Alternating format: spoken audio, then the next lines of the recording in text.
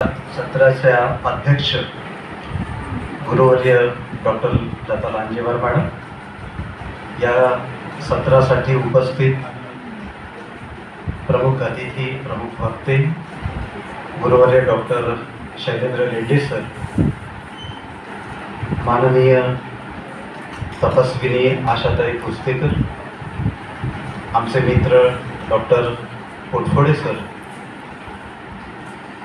आदरणीय गुरुवर्य doctor Madan Kulkarni sir, doctor Rajendra Watane sir, आदरणीय डॉक्टर आवलगावकर सर आणि सभागृहात उपस्थित सन्माननीय रसिक श्रोत्यांनो, आताच आपण जो निबंध ऐकला तो अतिशय छान पद्धतीनं पद्यरूपातच होता आणि पद्यमय असा विचार आपण पद्याच्या संदर्भात पद्यमय निबंधातून ऐकल्यासारखा आपल्याला भास झाला आणि अतिशय मार्मिक अशी माहिती आपल्याला मिळाली। मूर्तिप्रकाशचे उल्लेख सकाळच्या सत्रापासनं म्हणजे अगदी उद्घाटन समारंभापासनं झालेले आहेत। मूर्तिप्रकाश हा ग्रंथ महानुभाव वाङ्मयामध्ये अतिशय सर्वश्रेष्ठ ग्रंथ आहे। एक स्वतंत्र ओवीबद्ध असा हा ग्रंथ आहे आणि हा ग्रंथ केशिराज बास म्हणजे मुनी केशिराज यांनी लिहिलेला आहे। या ग्रंथाच्या ज्या ओव्या आहेत त्या 3051 ओव्या आहे आणि 320 पृष्ठांमध्ये बंदिस्त केलेला हा ग्रंथ आहे। या ग्रंथामध्ये ओळीतूनच उद्धृत असं केलेलं आहे या ग्रंथाचा समाप्ती काळाच्या संदर्भात शेवटच्या ओळीतून की इति मूर्ती प्रकाश संपूर्ण शुभम मंगळ असतु सके 1210 विजय नवे संवत्सरे फाल्गुन शुद्ध दशमी गुरुवार नक्षत्र अनुराधा सौभाग नाम योगी वाळव नामकरण तद्दिनी केशोबासा ते व्यवहारसी धरुणी नेले तै मूर्ती प्रकाश ग्रंथ अवस्थाभूत गीतुहू आणि रत्नमाळा हे तिन्ही ते दिसी केले। यावरून या ग्रंथाचा समाप्ती काळ, या ग्रंथाचा आरंभ काळ आपल्याला लक्षात येतो। आता सर्वात महत्त्वाची गोष्ट म्हणजे 1210 शके 1210 मध्ये हा ग्रंथ लिहिला आणि हा सकळ लिपीतील ग्रंथ आहे। डॉक्टर बी.व्ही. कोलते यांनी 1962 साली या ग्रंथाची संपादनी केली। त्यामध्ये त्या ग्रंथाचं संपादन करताना, त्याची निर्मिती करताना त्यांनी विविध पुराव्यासाठी पोथ्या घेतल्या होत्या। त्या पोथ्यांची प्रत, जी प्रत क, प्रत ख, प्रत ग आणि प्रत घ अशा 4 प्रती होत्या आणि त्या 4 प्रती म्हणजे कैलास हरिंद्र व्यास यांच्याजवळ असलेली एक पोथी आणि एका महात्म्याकडून मिळालेली दुसरी पोथी होती आणि तिसरी म्हणजे अखिल भारतीय अस्पृश्य महानुभाव परिषद भिवापूरला भरली होती। तिथे हस्तलिखिताच्या प्रदर्शनामध्ये त्यांना एक पोथी सापडलेली होती आणि त्याच्यानंतर जी चौथी पोथी आहे ती महंत गोविंदराज दयाळराव उर्फ भास्कर बुवा महानुभाव यांची रिद्धपूर येथील महंत गोपीराज दादा महानुभाव यांच्याकडून मिळालेली चौथी पोथी आणि या 4ही पोथ्यांचा त्यांनी परस्पर संबंध लावला। त्या पाठभेदाचं तुलनात्मक निरीक्षण केलं, संहिता संपादनाचं संपूर्ण धोरण अवलंबलं आणि डॉक्टर कोलते सरांनी या काव्यग्रंथाचं अत्यंत साक्षेपी साकल्यानं पुराव्यासह अत्यंत चिकित्सक पद्धतीनं वस्तुनिष्ठपणे संपादन केलेलं आपल्याला लक्षात येतं। मूर्तिप्रकाश या ग्रंथावर बोलण्याची संधी आणि याबद्दल विचार व्यक्त करण्याची संधी आणि या समारंभात समाविष्ट करून घेण्याची संधी आदरणीय डॉक्टर राजेंद्र वाटाणे सरांनी मला दिली। मला या ग्रंथाचा विचार करताना इतकं महत्त्वाचं औचित्यपूर्ण याच्यासाठी वाटतंय की हा जो ग्रंथ संपादित झाला तो विदर्भ संशोधन मंडळातनं संपादित झाला आणि विदर्भ संशोधन मंडळावर डॉक्टर बी.व्ही. कोलतेचं नितांत प्रेम होतं। अनेक महानुभावीय वाङ्मयीन संशोधन ग्रंथ त्या विदर्भ संशोधन मंडळातून निर्माण होत होते आणि त्यांचा तर 1955 साली या ग्रंथाची संपादनी झाली होती आणि त्यानंतर जी सकळ लिपी आहे ती सकळ लिपी कोलते दाम्पत्य शिकले होते आणि त्या सकळ लिपीत शिकून त्या सकळ लिपीतले ते ग्रंथ, तो पद्यग्रंथ पूर्ण मराठीमध्ये मांडण्याचं आणि त्याचं संपूर्ण संपादन करण्याचं कार्य मी तो ग्रंथ वाचताना एक एक ओळ वाचताना आणि ते पाहताना चक्रावून गेलो। म्हणजे किती भयंकर, किती मोठं काम, किती प्रचंड काम। आता आदरणीय डॉक्टर आवलगावकर सरांनी संशोधन कसं करायचं आणि ते किती मोठं, किती क्लिष्ट काम आहे ते त्यांनी सांगितलं उद्घाटकीय समारंभातून आपल्याला, तेव्हा आपल्याला लक्षात येतं की काय जबरदस्त काम केलं. म्हणजे आयुष्याच्या शेवटच्या श्वासापर्यंत एवढा भिंग घेऊन महानुभाव पोथ्या पूर्ण पाहू अंतिम श्वासापर्यंत ज्या आदरणीय डॉक्टर बी कोलते साहेबांनी संशोधन केलं, खरंच त्यांना आज मी विनम्र दंडवत करतो. ही विदर्भ संशोधन मंडळ त्यांचं प्रेम होतं. आणि तत्कालीन कार्याध्यक्ष डॉक्टर वावी मिराशी यांच्याशी त्यांची चर्चा झाली आणि त्यांनी म्हटलं की मग मिराशी सरांनी म्हटलं की तुमचा संपादित करायचा विदर्भ संशोधन मंडळातर्फे ग्रंथ. तेव्हा त्यांनी अनुकूलता दाखवली आणि मग याच्यासाठी अर्थसहाय्य लागतं, तर मग महाराष्ट्र राज्य साहित्य संस्कृती मंडळाकडे त्यांनी आर्थिक सहाय्य मागितलं आणि योगायोगाने ते आर्थिक सहाय्य मिळालं. आणि ते मिळाल्यानंतर ती कोलतेंची प्रत निर्माण झाली आणि या सगळ्या रसिक वाचकांच्या, महाराष्ट्रातल्या सगळ्या लोकांच्या हातात ती आली. हे सगळं महत्त्वाचं औचित्यपूर्ण याच्यासाठी वाटतं. आणि आजच्या कार्यक्रमाचा सौंदर्य योग आणि माझ्या या निबंध वाचनाचा योग मला असं वाटतं का विदर्भ संशोधन मंडळानं आयोजित केलेला हा संमेलन आहे आणि महाराष्ट्र राज्य साहित्य संस्कृती मंडळानं पुरस्कृत केलेला आहे आणि भाऊसाहेब कोलतेंनी संपादित केलेला ग्रंथही तोच भाग होता. आणि त्याच्यामुळं आदरणीय म्हणजे डॉक्टर बी कोलतेंचे केवळ महानुभाव साहित्यावर नाही तर मराठी भाषा साहित्य संस्कृतीवर केलेल्या उपकाराची परतफेड करणं शक्य नाही. दुर्दैवानं दुःख आणि वाईट या गोष्टीचं वाटते की डॉक्टर बी कोलते साहेबांचे ग्रंथ जे काही निर्माण झालेले आहे ते आज नव्यानं निर्माण होत आहेत, पण डॉक्टर बी कोलते साहेबांचं नाव गहाळ होते आहे. हे दुर्दैव आणि दुःख वाटतंय की त्यांनी एवढं प्रचंड संशोधन केल्यानंतर, त्याचा इतका अभ्यास केल्यानंतर, त्यांचे संपादकीय एवढं मोठं काम असताना त्यांचं नाव काढून टाकायचं, प्रस्तावना तशीच ठेवायची आणि नव्या ग्रंथरूपानं कोणी कोणत्या प्रकाशकांनी आपल्या नावावर ते छापायचं, हे आपल्या महाराष्ट्राचं, आपल्या सगळ्यांचं दुर्दैव आहे. मराठी भाषेचं दुर्दैव आहे, साहित्यिकांचं दुर्दैव असं मला वाटते. आता हा जो ग्रंथ आहे, हा ग्रंथ, या ग्रंथाच्या अंतरंगाचा विचार केला तर तिथे जी प्रस्तावना लिहिलेली आहे कोलते साहेबांनी ती अतिशय महत्वाची आहे. त्याच्यात केसोबासाचं चरित्र आलेलं आहे, त्याचा पंथ प्रवेश, त्यांचं खडतर वैराग्य, त्यांची शास्त्रचर्चेची असणारी आवड आणि पंथासंबंधी असणारी त्यांची कळकळ, त्यांचं ग्रंथ कर्तृत्वान आणि त्यांचं देहावसान, ह्या सगळ्या गोष्टी त्याचं चिंतन त्या प्रस्तावनेतून आलेलं आहे. आता पंचकृष्ण आणि भक्त नमन याच्यावर 1 ते 82 ओव्या खर्ची घातलेल्या आहेत. याच्यामध्ये 5ही पंचकृष्णाचं नमन केलेलं आहे पहिल्यांदा एका पद्धतीने आणि ते भक्तांनाही नमन केलेलं आहे.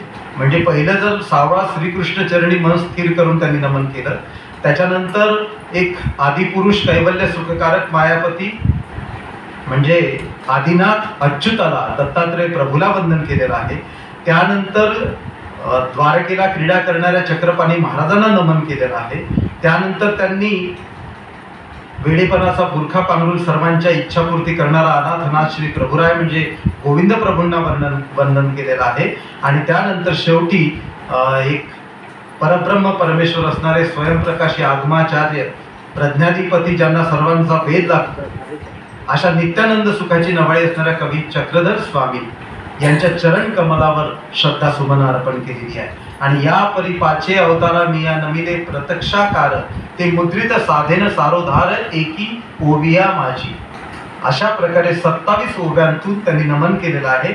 आणि अलौकिक गुणसंपदेचे, या 5ही अवताराच्या अलौकिक गुणसंपदेचे वर्णन अत्यंत यथार्थ शब्दात, सुंदर पद्धतीनं, यथोचित पद्धतीनं, अल्पाक्षरी, मनोहारी आणि चित्तवेधक भक्तिपूर्ण काव्यशैलीचा उत्कृष्ट नमुना ठरावे असे ते वर्णन आहे. त्यानंतर केशवदासांनी उद्धवार्जुनासारख्या ज्ञानी भक्तांनाही वंदन केलेलं आहे. त्यानंतर त्यांनी ब्रह्मविद्येचा स्वामी, आचार्यांचा राजा, संसार भय आणि अज्ञानाला दूर सारणारा नागार्जुन यांना वंदन केलेलं आहे. भक्तीची प्रेमकलिका, आनंदाचे आभाळ आणि अनुरागाचे अंगवण, ब्रह्मविद्येची साठवण करणाऱ्या नागांबिकेला सुद्धा वंदन केलेलं आहे. आणि त्यानंतर 43 ते 82 ओव्यामधून त्यांनी स्वतःची आत्मनिवेदन केलेलं आहे. त्यातून स्वतःची रंगवृत्ती व्यक्त केलेली आहे, जी दिनवृत्ती आहे. 43 ते 82 पर्यंतच्या ओव्यातून अतिशय त्यांची उत्कट भक्ती भावनेनं ओथंबलेलं हे काव्य आपल्याला दिसतंय.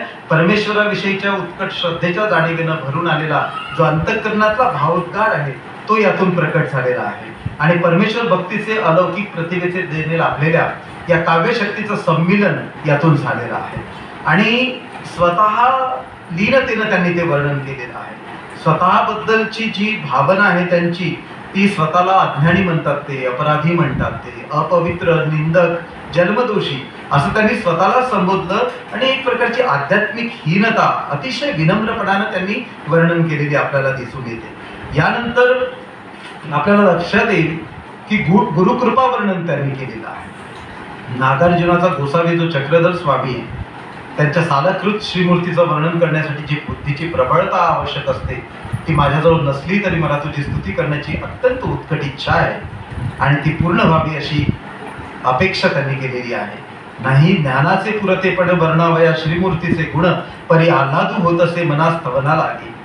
आणि म्हणून अबोध अज्ञानी असलो परी झळकला लोचनू गुरुकृपेचा.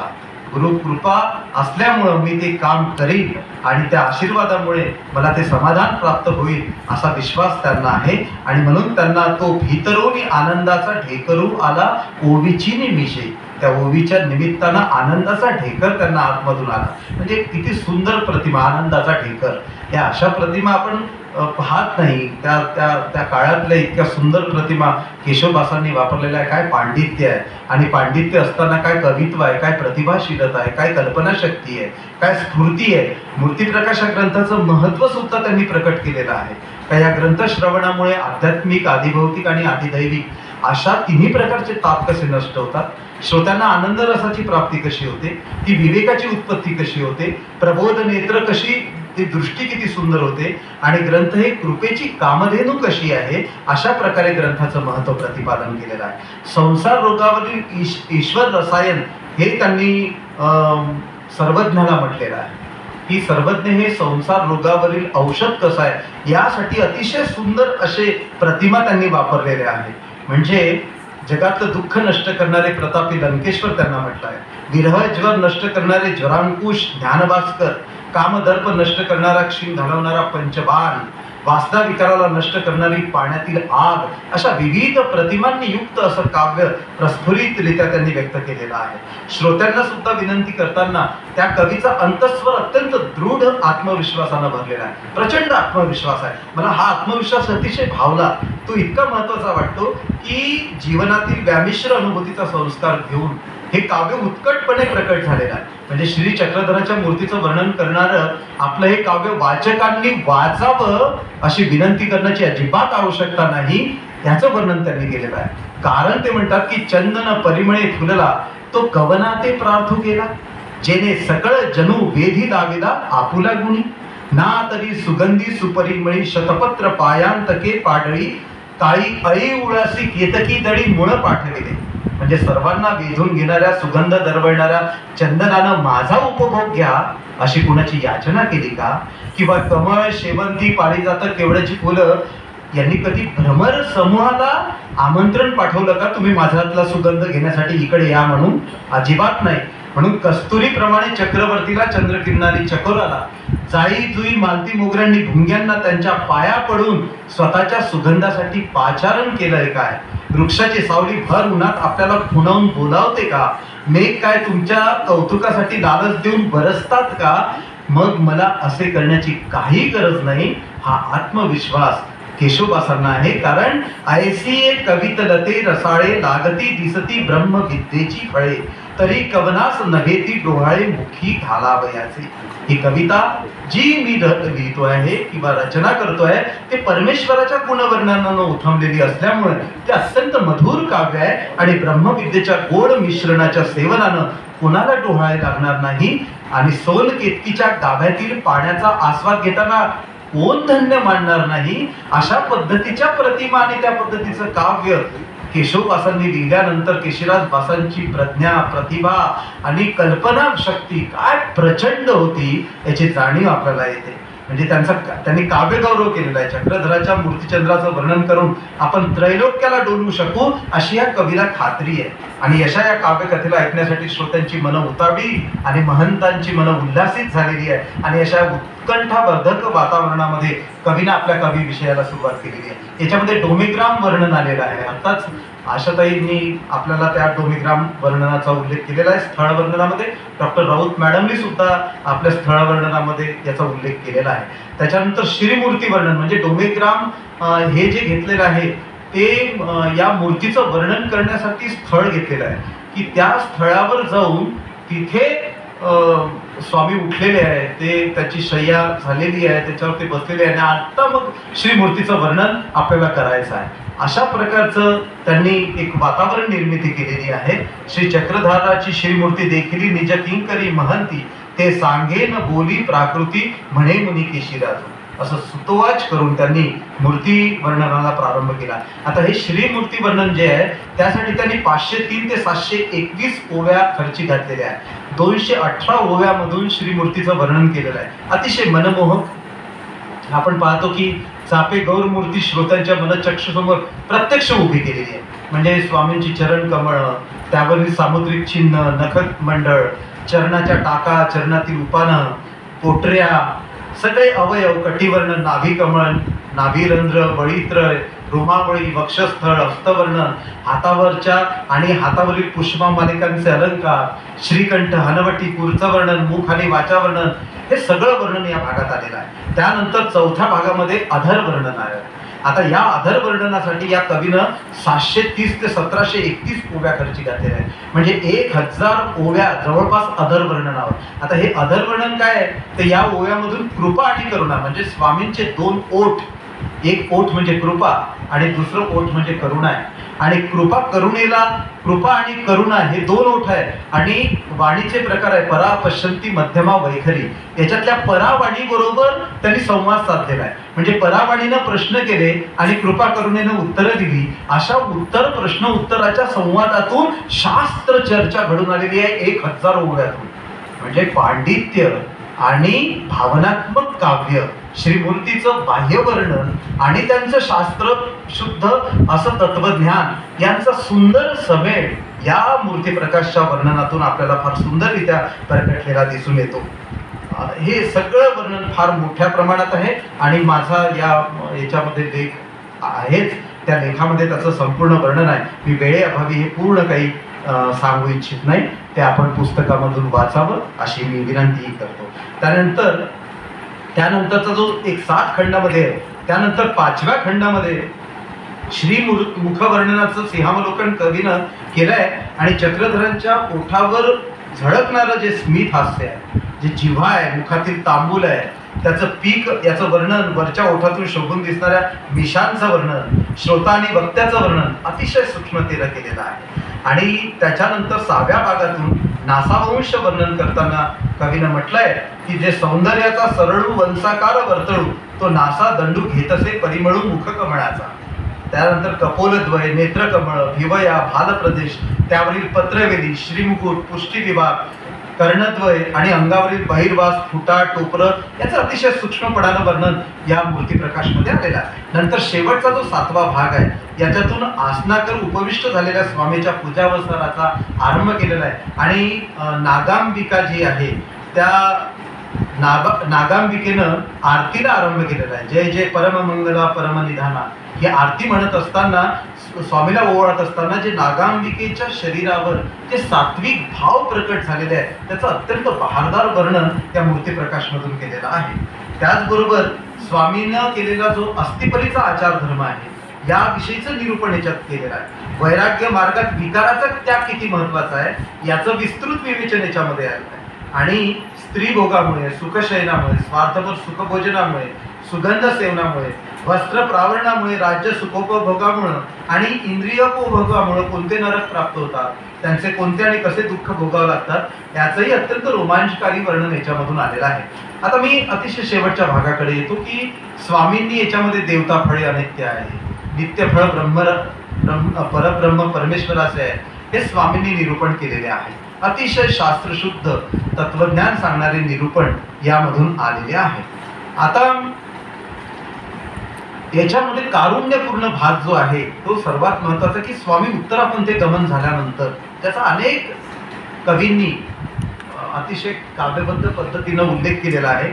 अत्यंत महनीय असे तात्विक काव्यचिंतन यातून प्रकटलंय की स्वामीच्या गमनानंतर नागार्जुनाची जी विरह अवस्था झाली त्याचं जे कारुण्यपूर्ण वर्णन या काव्याच्या शेवटी डोळ्यात पाणी आणल्याशिवाय राहत नाही, अश्रूच जमा करतात. श्री चक्रधर द्या अशी भिक्षा मागणाऱ्या नागदेवाचार्यांच्या शोकात्मा आणि विरहाचं वर्णन, त्यांची मूर्छावस्था, महधर्मेकडून त्यांचा शोध घेत रिद्धपूरला झालेला प्रवास, नागदेवाचार्यांचे मूर्छित होणं, त्यानंतर महधर्मेनं पाठीवर उचलून त्यांना रिद्धपूरला आणणं, श्रीप्रभूंना भेटणं, हे सगळे वर्णन पाहिल्यानंतर अतिशय कारुण्यानं भरलेले, अस्वस्थ करणारे आणि अतिशय वेगळेच वर्णन आहे. म्हणजे त्या वर्णनाचा सगळा उहापोह मी केलेला आहे.